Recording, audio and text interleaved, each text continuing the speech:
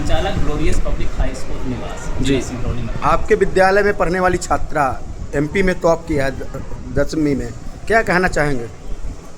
जी, सर्वप्रथम उस छात्रा को बहुत बहुत बधाई एवं उसके उज्जवल भविष्य की शुभकामनाएं। बहुत ही प्रतिभावान छात्र थी और हमारे विद्यालय में ऐसे प्रतिभावान छात्रों को निःशुल्क शिक्षा दी जाती थी। वो भी हमारे विद्यालय में निःशुल्क पढ़ रही थी और उसने, मुझे उम्मीद थी कि मेरिट में लाएगी, हाँ, लेकिन फर्स्ट रैंक की उम्मीद नहीं थी और उसने लाया, वो साबित करके दिखाया जो एक असंभव लग रहा था। ऐसे नंबर लाई, इसके लिए बहुत बहुत प्रज्ञा को शुभकामनाएं। सर, आप शिक्षा कहाँ से हायर किए हैं सर, जो इतने 100% रिजल्ट लाए हैं?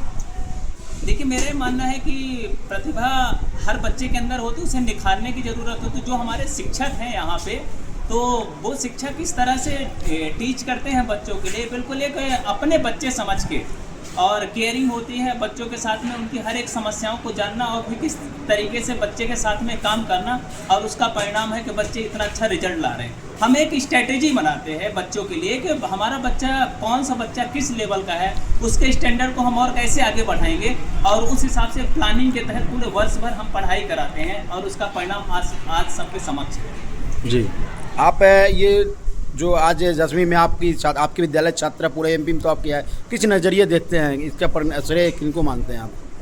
निश्चित रूप से सर्वप्रथम तो देखिए, बच्चों को श्रेय जाता है कि बच्चों ने इतनी मेहनत की, और साथ में जो शिक्षक हैं विद्यालय के, वो एक रीढ़ होते हैं किसी संस्था के, और उन्होंने लगातार इन बच्चों का मार्गदर्शन किया है। तो उसका जो श्रेय है उस छात्रा के साथ साथ विद्यालय के समस्त शिक्षकों को, साथ में उनके अभिभावकों को भी जाता है कि उन्होंने घर में भी बराबर सपोर्ट किया, बच्चे के हर सुख दुख, हर तकलीफ को समझा और उस हिसाब से बच्चे की मदद की।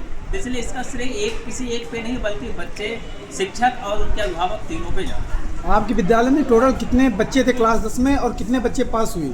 जी, विद्यालय में कक्षा 10वीं में 62 छात्र थे और 62 छात्र पास हुए और सभी प्रथम श्रेणी में उत्तीर्ण हुए हैं, जिसमें से 18 बच्चे जो है हमारे 90% सुपर रिजल्ट लाए। मुझे उम्मीद थी कि मेरिट में हमारे 10 आएंगे बच्चे, लेकिन थोड़ा सा कम हो गया। अगली बार और प्रयास रहेगा कि हमारे मेरिट में ज़्यादा से ज़्यादा बच्चे आएँ। आपके विद्यालय के टॉप 10 में कितने बच्चे आए हैं?